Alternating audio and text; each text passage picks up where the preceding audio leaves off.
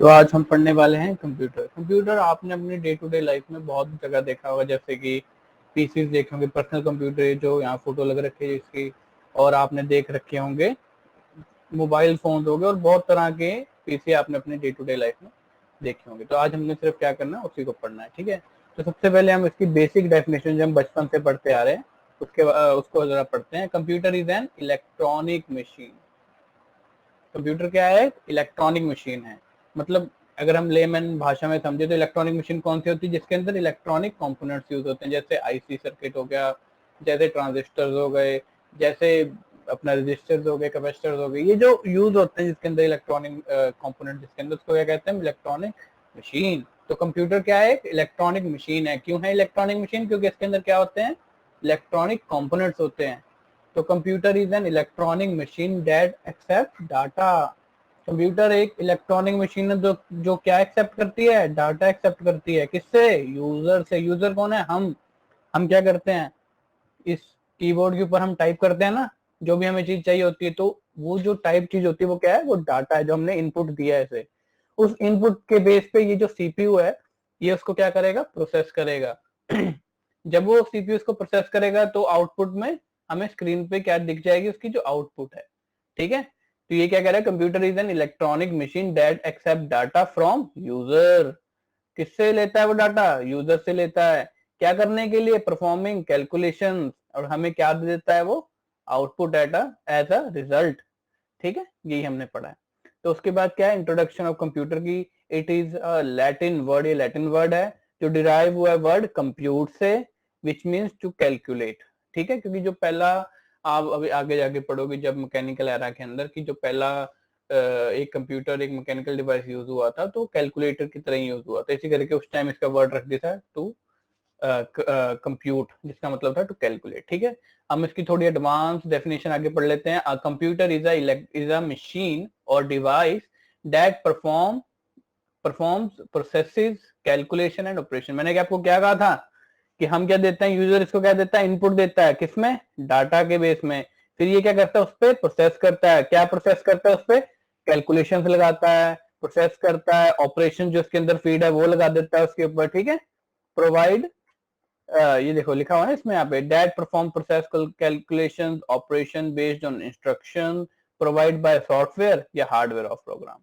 It is design to execute applications and provides a variety of solutions by combining integrated hardware software component. मतलब वो ये कह रहा है कि जो भी इसके अंदर हार्डवेयर सॉफ्टवेयर होगा उसके सारे कंपोनेंट उसकी कंबाइन करके उसको सॉल्यूशन हमें प्रोवाइड करेगा, ठीक है। अब हमने ऊपर पढ़ा था कि हम इसको क्या देते हैं? डाटा देते हैं एज इनपुट। तो हम डाटा के बारे में पढ़ लेते हैं।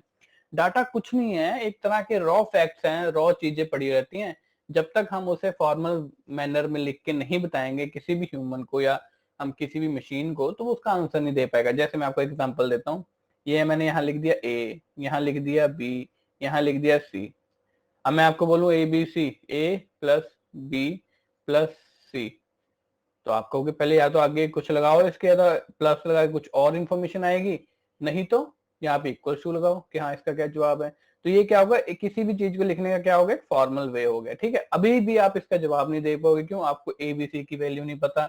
जब तक मैं किसी चीज में ए को 1 नहीं लिखता, या बी को 2 नहीं लिखता, या सी को 3 नहीं लिखता, तब तक आप नहीं कह सकते इसका आंसर 6 है, ठीक है। तो क्या है? जो डाटा है ना, वो एक तरह का रॉ फैक्ट्स है, जिसको मैं क्या करता हूँ? इनपुट देता हूँ फॉर्मल वे में लिख के। और मैं जब इसको फॉर्मल वे में लिख के देता हूँ तभी जो अपना कंप्यूटर है वो इसको क्या करता है? प्रोसेस कर सकता है। चलो हम डेफिनेशन पढ़ते हैं। It can be defined as a representation of facts, concepts और instructions in a formalized manner. Formalized manner समझ गए आप?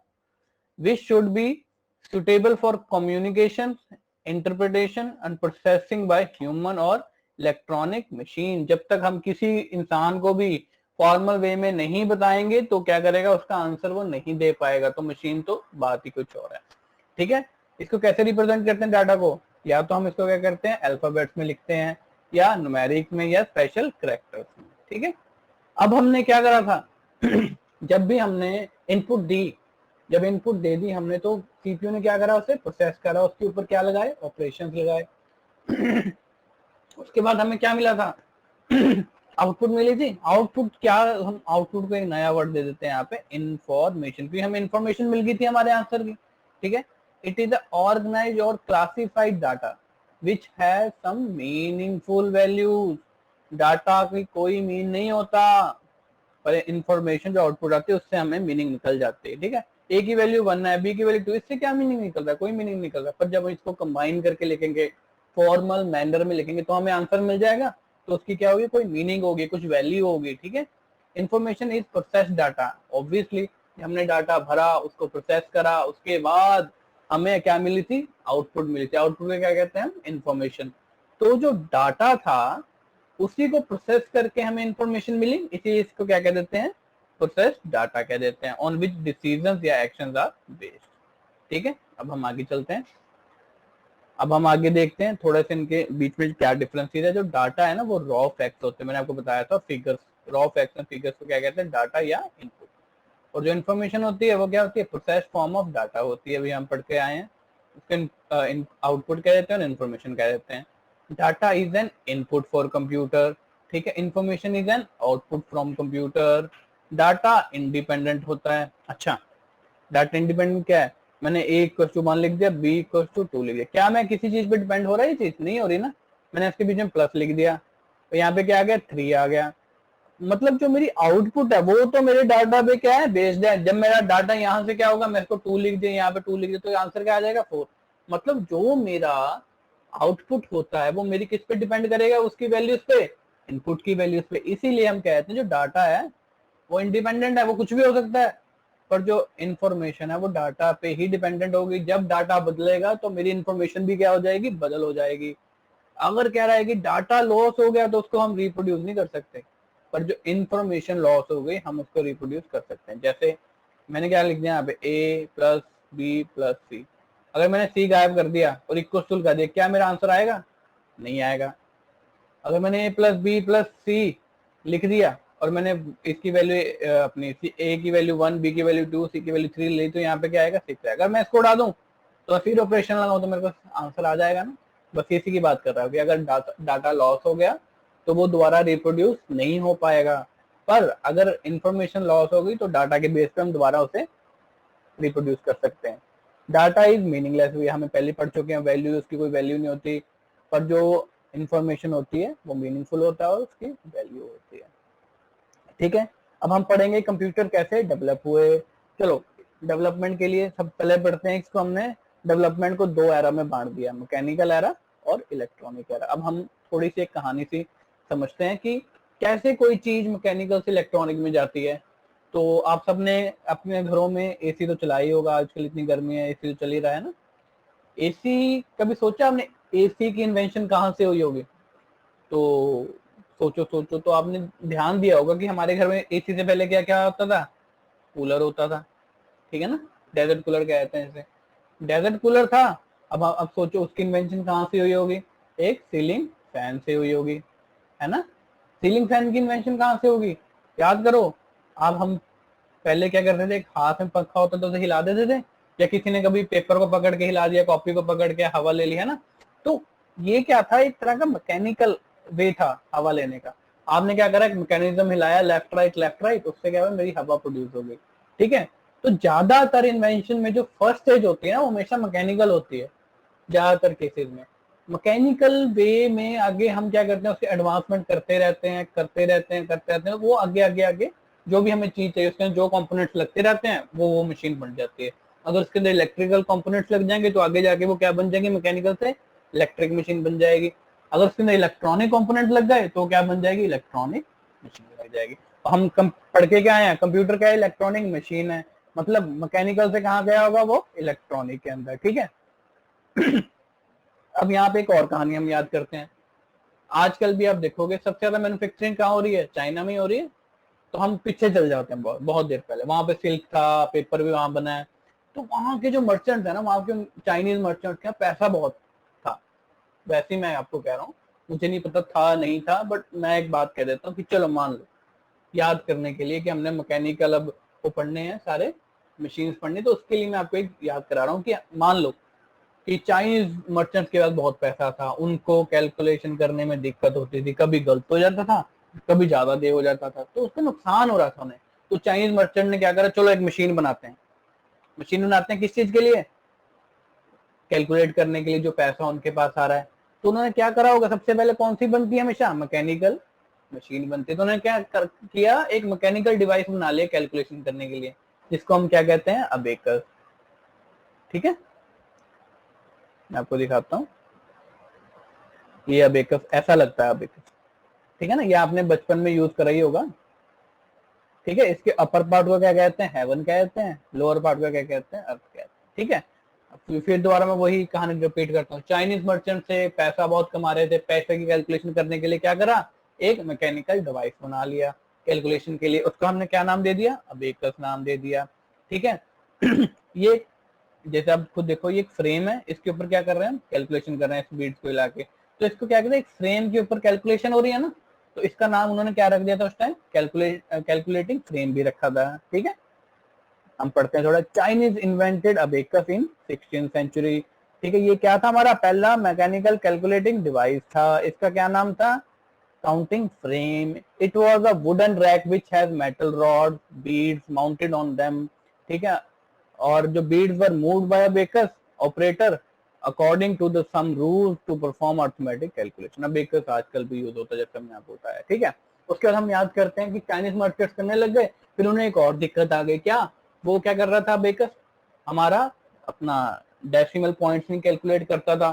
तो एक जॉन नेपियर नाम का इंसान आया, कब, जॉन नेपियर 1550 के अंदर और 1617 के अंदर, एग्जैक्ट डेट नहीं पता, इसी के बीच में। ठीक है, तो उन्होंने, जॉन नेपियर खड़ा हो कि मैं कैसा अपने नाम से डिवाइस बनाता हूँ जो क्या करेगा, तुम्हें डेसिमल्स भी काउंट करके देगा, तुम्हारी ठन्नियां चवन्नियां सारा हिसाब करके देगा। ठीक है, मर्चेंट्स ने पहले क्या करा, एक मैकेनिकल डिवाइस बनाई। क्यों, क्योंकि उनका नुकसान हो रहा था कैलकुलेशन करने के लिए, पर उसमें क्या कर रहे हैं, कमी क्या रहेगी कि वो अब डेसिमल्स वगैरह नहीं गिन पा रहा था। अब उन्होंने डेसिमल गिनने के लिए क्या मशीन बना दी, नेपियर बोन्स। इसके अंदर क्या था, 9 आइवरी स्ट्रिप्स लगी हुई थी। ठीक है, और वो क्या करता है, पहली मशीन थी डेसिमल पॉइंट्स करने के लिए, इसको उसने क्या नाम दे दिया, नेपियर बोन्स। ठीक है, आगे हम पढ़ते हैं।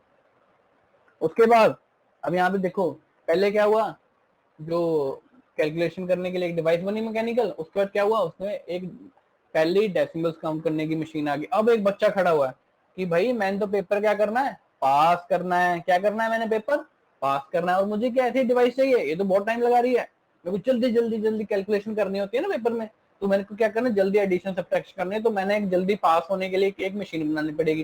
तो इस बच्चे ने पास होने के लिए मशीन बनानी थी, तो उस मशीन का क्या नाम रख दिया, पास्कलाइन। ठीक है, ये क्या करती थी, ये पहली मैकेनिकल एडिंग मशीन थी। मुझे पेपर के अंदर क्या करना था, ऐड करना था जल्दी जल्दी, और सब्ट्रैक्ट करना था, तो ये एडिशन और सब्ट्रैक्शन करेगी। ठीक है, ये इन्वेंटेड कब हुई थी, 1642 के आसपास। ठीक है, और एक फ्रेंच मैथमेटिशियन और फिलोसोफर थे वैसे पास्कल, जिसने इसकी इन्वेंशन की थी। ठीक है, पहले मर्चेंट्स ने बनाई, उसके क्या, हमने डेसिमल्स काउंट करने के लिए। अब क्या हुआ, एक बच्चे ने कहा मेरे को तो पास होना है भाई पेपर के अंदर, एडिशन सब्ट्रैक्शन करनी है जल्दी जल्दी, तो मेरे को पास होने के लिए कौन सी मशीन बनानी है, पास्कलाइन। ठीक है, अब पास्कलाइन मशीन के अंदर थोड़े से क्या करे, उसने चेंजेस कर दिए, कोई और बच्चा आगे आगे, उसने क्या कहा, पास तो मैं हो ही रहा हूँ, हमने क्या करा, कभी भी हमारे पास कोई बैग आता है हम उसके ऊपर ड्राइंग बना देते हैं, कुछ चेंजेस कर देते हैं। वैसे ही थोड़े टाइम के बाद क्या हुआ, इसी मशीन के अंदर एक जर्मन, एक जो साइंटिस्ट थे, जर्मन साइंटिस्ट थे, उन्होंने क्या करा, उनका क्या नाम था, गॉडफ्रेड विलियम लेबस ने इन 1673 के अंदर उन्होंने क्या करा, इस मशीन के अंदर क्या लगा दिया, एक व्हील लगा दिया, व्हील लगा दिया और एक रेकनर लगा दिया। फंकी बना दी ना मशीन, अगर फंकी बना दी तो उन्होंने कहा यार ये तो सब यूज कर रहे हैं, मैं क्या करते हैं यहाँ पे डिजिटल एक बना देता हूँ, स्क्रीन लगा देता हूँ, अच्छा लगेगा, डिजिटल आएगा। आपको डिजिटल और एनालॉग में पता है, चलो मैं बता देता हूँ फर्क क्या होता है। आपने अपने कभी एक्टिवा या बाइक चलाई होगी, तो उसके अंदर आगे स्पीडोमीटर लगा होता है, जिसके अंदर एक सुई होती है, यहाँ 0 से लेके 140 तक जाती होती है ज्यादातर, वैसे मूव होती रहती है, वो क्या हमारा एनालॉग सिस्टम स्पीडोमीटर है। एक क्या होता है, आजकल आजकल तो हर एक बाइक में डिजिटल ही आ रहा है, 1 2 3 ऐसे लिखा हुआ आता है स्पीड आपकी, वो क्या आता है, हमारा डिजिटल हो जाता है। ठीक है ये जो लेबस ने व्हील थे, जर्मन साइंटिस्ट ने बनाया था 1673 के अंदर, और क्या था हमारा, डिजिटल मैकेनिकल कैलकुलेटर था। डिजिटल की उसने पंखी बनाने के लिए क्या कर दिया था, डिजिटल स्क्रीन लगा दी थी। ठीक है, अब हम आगे बढ़ते हैं, फादर ऑफ कंप्यूटर। कंप्यूटर के पापा कौन है? Charles Babbage. चार्ल्स बेबेज कौन है? कंप्यूटर के पापा। ऐसे चलो अब हम ऐसे याद करते हैं कि जब फंकी मशीन बन गई तो चार्ल्स बेबेज ने कहा कि भाई मैं तो क्या करूंगा, मैं तो एक ऐसी मशीन बना दूंगा, तुम तो टच कर करके व्हील घुमा घुमा के बना रहे हो, मैं तो एक ऐसी मशीन बनाऊंगा जो अपने आप जवाब दे। इन्होंने क्या करा था? दो मशीन बनाई थी, डिफरेंस इंजन और एनालिटिकल इंजन। ये 1820 के आसपास बनाई थी, ये 1837 में बनाई थी। डिफरेंस इंजन के अंदर क्या था? इन्होंने पाइप्स के अंदर से ना स्टीम गुजारी, और यहाँ पे क्या थे, जैसे वो व्हील हिल रहे थे, हम क्या कहते हैं, पहले तो मैकेनिकली व्हील हिला रहे थे, इन्होंने क्या किया, स्टीम गुजारी और ये जो व्हील थे ये मूव कराने शुरू कर दिए। ठीक है, तो ये कामयाब नहीं हुई क्योंकि आंसर इनके एक्यूरेट नहीं आ रहे थे उसमें, पर इन्होंने शुरू कर दिया था, इसीलिए इनको क्या कहते हैं, चार्ल्स बेबेज को क्या कहते हैं, फादर ऑफ कंप्यूटर कहते हैं। कंप्यूटर का पापा कौन? Charles Babbage. ठीक है, हम ये रे दर्शन कर लीजिए कंप्यूटर के पापा के, ये हैं चार्ल्स बेबेज। ठीक है, ये आ गया डिफरेंस इंजन। मैंने आपको क्या कहा था, इसमें ये जो पाइप्स है ना, इसमें से इन्होंने स्टीम गुजारी थी और ये जो व्हील लगे रखे हैं ये हिल रहे थे। ठीक है, design by Charles Babbage which is known as father of computer. It was a mechanical computer which could perform simple calculations. It was steam driven calculating machine designed to solve tables of numbers like algorithm tables. ठीक है, logarithm tables। फिर आगे analytic machine, इसका आविष्कार कब करा उन्होंने? 1837 के अंदर। ठीक है, ये परमानेंट मेमोरी इसके अंदर यूज हो रही थी एज अ स्टोरिंग कैपेसिटी में। ठीक है, और ये क्या करते हैं, it is a mechanical computing machine for automatic computation of mathematic tables. ठीक है, यहाँ पे याद आ गया हमें। उसके बाद क्या करें, हम एक बंदा याद करेंगे कि एक ना हरमन नाम का इंसान है, वो क्या कर रहा है, टेबल के ऊपर बैठा है। किसके ऊपर बैठा है? टेबल के ऊपर बैठा, और वो क्या कर रहा है, वो सेंसस कर रहा है। ठीक है, सेंसस कर रहा है, वो करते करते उसको इतना सेंसस डाटा आ गया, उसको गुस्सा आ गया, उसने क्या करा, टेबल के ऊपर क्या कर दिया, पंच मार के क्या कर दिया, होल कर दिया। ठीक है, एक हरमन नाम का इंसान है, वो क्या कर रहा है, वो सेंसस कर रहा है, सेंसस करते करते उसे क्या आ गया, गुस्सा आ गया, उसने क्या करा, पंच मार दिया उसके ऊपर, टेबल के ऊपर, तो पंच में क्या कर दिया, होल कर दिया। तो टेबल से हमारी कौन सी मशीन आ गई, टेबुलेटिंग मशीन। टेबुलेटिंग मशीन किसने इन्वेंट करी थी 1890 के अंदर? हरमन, क्योंकि वो हरमन बैठा था और उसने पंच मार के कर दिया था, होल। तो हरमन होल्स हमारे क्या आ गए, इन्वेंटर आ गए इसके। ठीक है, ये एक अमेरिकन स्टैटिस्टिशियन थे और it was a mechanical tabulator based on punch card. मैंने क्या करा था, हरमन ने क्या कर दिया, पंच मार दिया, तो इस पर पंच कार्ड यूज हुए थे। पंच कार्ड कुछ नहीं होता, आपने अगर बचपन में तंबोला खेला होगा ना, तो वो तंबोले की मशीन जैसे होती है ना, तंबोले का कार्ड होता है जैसा, वैसा ही होता है ये भी। इसके अंदर ऐसे ऐसे लगे होते हैं। ठीक है, उसको हम पंच कार्ड कहते हैं, मेटल फ्रेम का होता है। ठीक है, ये क्या करता था, एक टाइम पे एक ही पंच कार्ड यूज करता था। ठीक है, और ये क्या था, वो हरमन क्या कर रहा था, बैठ के सेंसस कर रहा था। तो 1890 के अंदर यूएस सेंसस के अंदर ये मशीन क्या हुई थी, यूज हुई थी। जो होलरिच थे, इन्होंने टैबलेटिंग कंपनी इन्वेंट कर दी, क्योंकि इतनी यूज हो रही थी, जब सेंसस में भी यूज हुई तो उन्हें कंपनी क्यों मैन्युफैक्चरिंग करनी पड़ेगी, हर जगह रखनी पड़ेगी, तो उन्होंने क्या है, एक इसी के नाम पे एक कंपनी शुरू कर दी। कौन सी? होलरिच टैबलेटिंग मशीन कंपनी। जो आगे जाके कौन सी कंपनी में नाम चेंज हो गया उनका, आईबीएम, इंटरनेशनल बिजनेस मशीन, इन 1924 के अंदर। ठीक है, आगे देखो, आगे मशीन आ गई मार्क 1। ठीक है, मार्क 1 के अंदर क्या है, पहले तीन अक्षर क्या है, मार। अच्छा, अब यहाँ पे याद करो, एक इंसान खड़ा है, वो क्या कर रहा है, लड़ाई के अंदर है, वर्ल्ड वॉर के अंदर है, समझो। ठीक है, वो क्या कह रहा है, सबको मार मार मार मार, तू भी मार, मैं भी मारूंगा। उसके हाथ में क्या है, ऑटोमेटिक मशीन है। ठीक है, वो सबको कह रहा है मार मार मार मार मार। तो आगे क्या है, एक आदमी खड़ा है, वो क्या कर रहा है, वो इतने सारे बंदे जब कह रहे हैं मारो मारो मारो, ऑटोमेटिक मशीन से हमला कर रहे हैं, तो उसने हार मान ली। हार मान ली तो क्या करा, एक व्हाइट पेपर टेप से दिखा दिया कि मैं तो हार गया। ठीक है, मार्क 1 से हमारी जितनी भी इंफॉर्मेशन थी इसमें याद हो गई है। तो आदमी के हाथ में क्या थी, ऑटोमेटिक मशीन थी, फुली ऑटोमेटिक मशीन। ठीक है, तो यही क्या थी, हमारी पहली फुली ऑटोमेटिक कैलकुलेटिंग मशीन थी। देखो कितनी बड़ी थी, पूरे कमरे में आ जाती थी, सेमिनार हॉल ही लग रहा है। तो ठीक है, the major change in the history of computer begin in, और हाँ, इनके जो इन्वेंटर थे वो कौन थे, हॉवर्ड एकन थे। ठीक है, अब ये वर्ल्ड वॉर 2 के अंदर यूज हुई थी मशीन, तो ये कब हुई होगी, 1940 से लेकर 45 के बीच में। ठीक है, ये mark 1 computer build by IBM. IBM याद है आपको, जो टैबलेटिंग मशीन थी वो 1924 के अंदर कन्वर्ट हो गई थी आईबीएम के अंदर। ठीक है, और ये हार्वर्ड एक्ने ने, इन दोनों ने मिलकर इसको बनाया था। और जो हार रहा था बंदा वो क्या कर रहा था, पेपर टेप दिखा रहा था व्हाइट कलर की, तो ये इसके अंदर 5 पेपर टेप यूज हुई थी। ठीक है, चलो आगे बढ़ते हैं हम कि फादर ऑफ मॉडर्न, अच्छा मॉडर्न यहाँ पे आ जाएगा। फादर ऑफ मॉडर्न कंप्यूटर किसको कहा जाता है, एलन ट्यूरिंग को। ये सीधे फैक्ट्स हैं, आपको याद ही करने पड़ेंगे। Father of modern computer science किसको कहा जाता है, एलन ट्यूरिंग को। ठीक है, इन्होंने एल्गोरिथम कंप्यूटेशन लेकर आए थे, तो इसलिए इनको एल्गोरिथम का भी पापा कहा जाता है कंप्यूटर साइंस के अंदर। ठीक है, हमने क्या करा, सारे मैकेनिकल एरा की जितनी भी मशीन यूज हुई थी हमने सारी पढ़ ली। ठीक है, मैं आप पीछे आके दिखाता हूँ आपको, एक बार हम फिर रिवीजन कर लेंगे वहां पे। हाँ जी, ये आ गई। ये क्या करा मैंने, ये सारी मशीन याद करने की एक ट्रिक बनाई है, MLA दी पैंट। ठीक है, इसमें आपके सारे मैकेनिकल एरा की जितने भी मशीन थी वो सारी आ जाएंगी। चलो हम वो कहानी याद करते हैं। चाइनीज जो मर्चेंट थे उन्होंने जल्दी जल्दी क्या करना था, पैसा गिनना था, इसीलिए उन्होंने क्या करा, सबसे पहले कौन सा मशीन बनता है, हमेशा मैकेनिकल बनता है। तो mechanical first mechanical calculating machine कौन सी थी, अबेकस। अबेकस में क्या कमी थी, वो क्या करता, डेसिमल अठन्नियां चौनियां नहीं गिनता था। तो एक जॉन नेपियर नाम के इंसान आया, उसने क्या करा, एक नेपियर बोन्स नाम की एक मशीन बना दी। क्यों, उसके अंदर 9 आइवरी स्ट्रिप लगी थी और वो क्या करती थी, डेसिमल गिनती थी। ठीक है, उसके बाद क्या हुआ, एक बच्चा खड़ा हुआ कि भाई मुझे तो पास होना और क्या करना है, जल्दी जल्दी एडिशन और सब्ट्रैक्शन करने वाली मशीन चाहिए मुझे। ठीक है, तो उन्होंने कौन सी मशीन बना दी, पास्कलाइन मशीन। ये क्या थी, हमारी पहली मैकेनिकल एडिंग डिवाइस थी। जब ये बन गई तो उसको फंकी बनाने के लिए एक जर्मन, ठीक है, अपना लेबिस ने व्हील बना दिया, जर्मन उसने साइंटिस्ट ने, उसने क्या व्हील लगा दिया, एक रेकनर लगा दिया उसके साथ, और एक क्या करा, फंकी बनाने के लिए डिजिटल स्क्रीन लगा दी। तो क्या हमारा पहले ही डिजिटल कैलकुलेटिंग डिवाइस बन गया हमारा। ठीक है, फिर आए कौन, कंप्यूटर के पापा चार्ल्स बेबेज। उन्होंने 2 इंजन इन्वेंट करे, एक 1820 के अंदर, एक 1820 के अंदर, और एक 1837 के अंदर। ठीक है, डिफरेंस इंजन, इसके अंदर क्या, स्टीम निकाल के उन्होंने कहा तुम तो टच करते हो भाई, मैं तो टच भी नहीं करूंगा, तो ऑटोमेटिक बना दूंगा। स्टीम गुजारी, व्हील हिले, और क्या हुआ, हमारे आंसर आ गई। ऐसी सेम एनालिटिकल इंजन में उन्होंने करा। ठीक है, फिर क्या हुआ, एक हरमन नाम का इंसान था। हरमन नाम का इंसान था, वो क्या कर रहा था, टेबल पे बैठा हुआ था और क्या कर रहा था, सेंसस कर रहा था। ठीक है, सेंसस जब कर रहा था, उसको सेंसस करते करते क्या आया, सेंसस होता है जनगणना करना। ठीक है, तो सेंसस करते करते क्या हुआ, इतने सारा डाटा आ गया कि उसको गुस्सा आया, उसने क्या करा, इस टेबल पे गुस्से में आके क्या करा, पंच कर दिया, और इसमें क्या कर दिया, होल कर दिया। तो हरमन हॉलरेथ इसके क्या हो गए, इन्वेंटर हो गए। इन्वेंटर हो गए, तो ये टेबल बैठे, तो इसका नाम क्या हो गया, टैबुलेटिंग मशीन। ठीक है, अब ये टेबल बैठे क्या कर रहा था, हरमन हरमन क्या कर रहे थे, एक सेंसस कर रहे थे।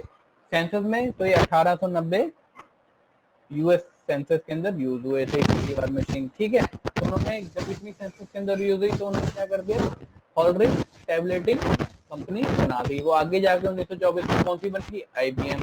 जब IBM बनी तो 1924 के अंदर मिल के एक मार्क वन नाम की मशीन बना दी। अब मार्क वन बनने, जब मार्क वन बनी थी तो मैंने आपको क्या कहा था, क्या याद रखना है, सिर्फ मार याद रखना है। एक इंसान है, वो क्या कर रहा है, मार मार मार, वर्ल्ड वॉर के अंदर लड़ रहा है वो, और सबको कह रहा है मार मार मार, तू भी मार। उसके हाथ में क्या है, फुली ऑटोमेटिक मशीन है, वो सबको कह रहा है मार मार मार। तो यहाँ पे एक इंसान खड़ा है, वो डर गया इन सबसे, जब सबको उसी बोलेंगे मार मार, वो डर गया। तो इसने क्या करा, एक पेपर पंच अपनी टेप दिखा दी उसे, कि व्हाइट कलर की पेपर टेप दिखा दी कि भाई मैं तो हार गया। ठीक है, इससे हमारे सारे मार्क वन के याद हो गए। ये हमारा अब मैकेनिकल एरा खत्म हो गया। अब हम आगे बढ़ते हैं, कौन सा, मैकेनिकल से किसमें गया, कंप्यूटर, इलेक्ट्रॉनिक मशीन है, तो मैकेनिकल से इलेक्ट्रॉनिक एरा के अंदर आया ये। ठीक है, अब इलेक्ट्रॉनिक एरा की 4 मशीन है मेजर। एक है ENIAC, electronic numerical integrator and computer. एक है EDVAC, electronic discrete variable automatic computer. एक है UNIVAC, यूनिवर्सल ऑटोमेटिक कंप्यूटर। एक है EDSAC, electronic delay storage automatic calculator. हाँ, अब आप कहोगे इतने कैसे कैसे नाम है, चलो इससे भी एक ट्रिक से इसको भी याद कर लेंगे, जैसे हमने मैकेनिकल याद करें। ठीक है, चलो सबसे पहले मैं इसका आपको इन्वेंटर याद कराता हूँ। आपने मूवीज तो देखी होगी, उसमें एक एक्टर है कौन, जॉन इब्राहिम। ठीक है, उसके बड़े बड़े क्या है, मसल्स हैं उसके, देखो ना मसल्स कैसे कैसे हैं उसके ना, उसके बड़े बड़े क्या है, मसल है, और वो क्या है, एक्टर है। अब आप कहोगे सर आपने तो गलत स्पेलिंग लिखे हैं, एक्टर तो ऐसे होता है, हमने ई से लिखना है, गलत लिखना है। हमने इन्वेंटरी याद करना है तो क्या करना है, हमेशा गलत लिख दिया हमने। तो एक जॉन इब्राहिम है, उसके क्या है, बड़े बड़े मसल्स हैं, क्या उसके बड़े बड़े मसल्स हैं, ठीक है। अगर उसके बड़े बड़े मसल्स हैं तो क्या है, वो एक्टर बन गया। थोड़ी देर बाद जब जॉन इब्राहिम बुढ़ा हो जाएगा तो क्या करेगा, एक न्यूमैन बन जाएगा, ठीक है।